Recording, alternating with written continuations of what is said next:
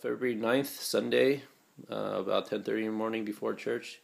And I just had a thought to share with everybody that, people like me with any severe health condition or just life condition, you know, family issues or economic conditions that are just out of their control, just so extreme from the average norm that you just have to live your life differently. What other people say, suggestions or something, if you listen to that, you get in trouble. And that's how it's always been for me.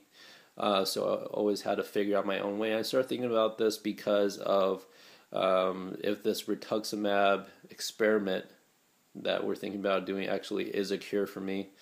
I don't know how that would be fantastic, but I also realize it's going to be like I'm living on a different world. Everything I've ever known, my whole thought process, the way I do things, is going to be different.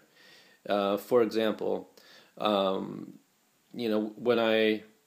I'm out with people, whether on a good day or a bad day, I've just have this ingrained into me because of survival instincts.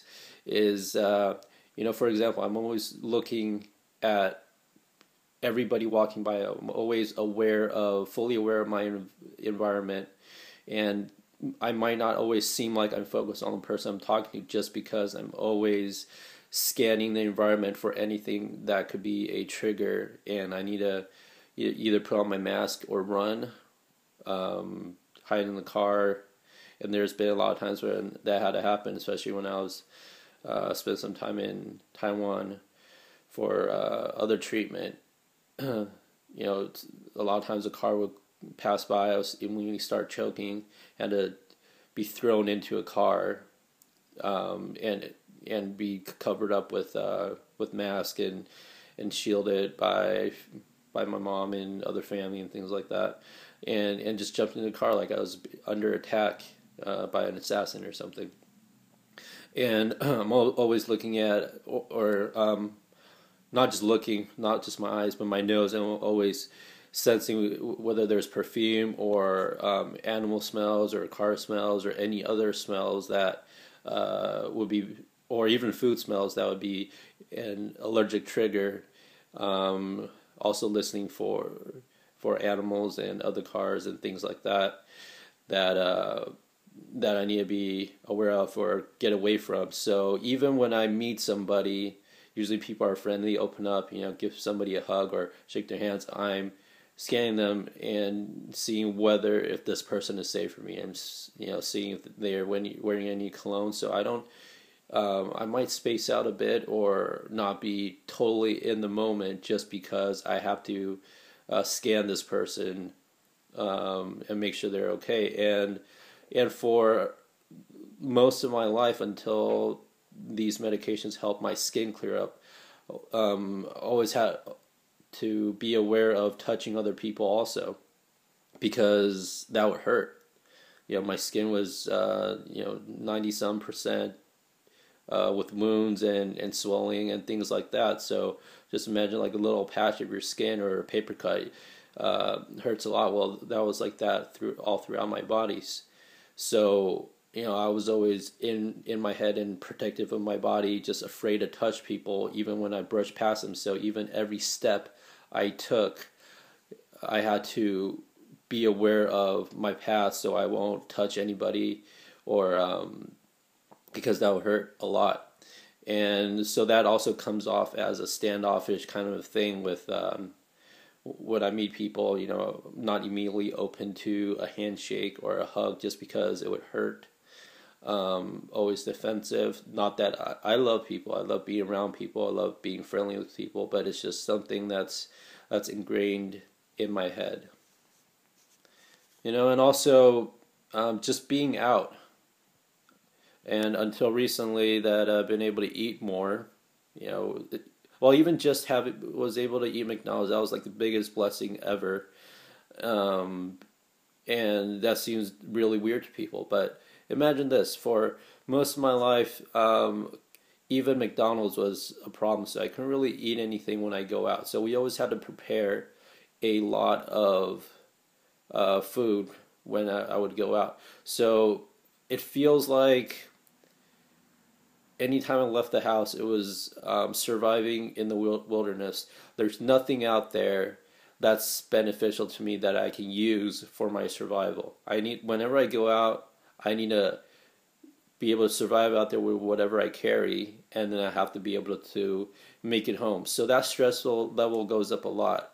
It's not like for most people, you go out, you might not want to spend money, but if you're caught in traffic, or if you had to stay over at a friend's place, or something just happens, or some kind of disaster or emergency, and you just had to stay there and deal with use whatever's there, you can do it, but I can't. So it's always trying to survive. Everything is that I see around me is not an opportunity or something I can use. When I go out there, I basically have no food anytime I leave the house. So the further I leave, further away from home, or the longer I am away from home, it just feels that much more dangerous, and I don't feel very comfortable about it. And if I do get caught in a traffic jam or something, I need to ration my food,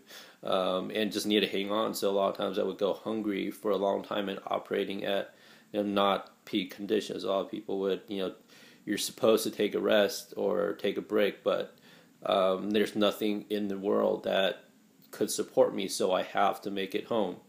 And so that kind of thinking, and that's not if this cure works for me, when this cure works for me, I'm going to have to adjust to all that.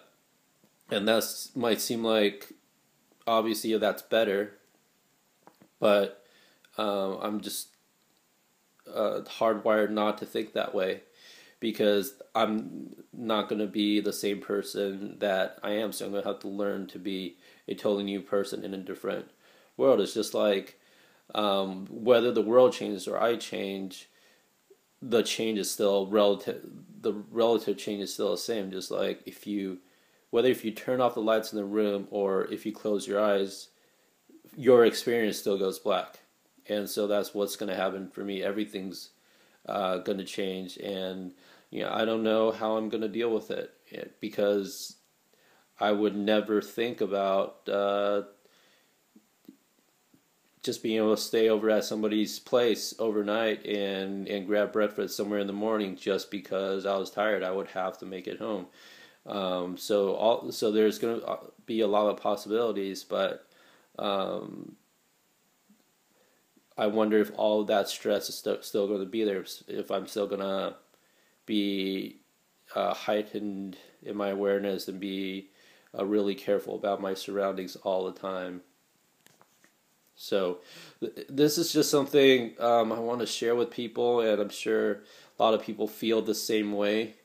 And so I want to let you guys know that you're not alone, and this is something that's hard, but I've also learned so much from just my different experience. It's something so special that only you or I, or it's a gift, and see how you can use that special gift, that special awareness, or that special carefulness or planning that you have to do to get through your day.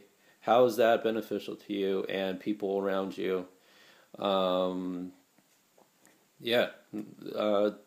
It is something you can use, and don't think of being different as being bad, because we're all different somehow, and a lot of times it's that unique experience that's going to bring about something better into this world. Otherwise, everything's just going to stay status quo. And for the people out there that have people in their family that are living a different life, like I'm saying, be more compassionate towards them, and you might not always understand that they're coming from a different place, but know that they're in a different place. Just because they don't have autism or cancer or gone through a war and have PTSD doesn't mean they don't perceive the world and have to get through every day in such a different way that it's like we're living on a different planet. So understand them and make them and learn something from them. Get something from how they live.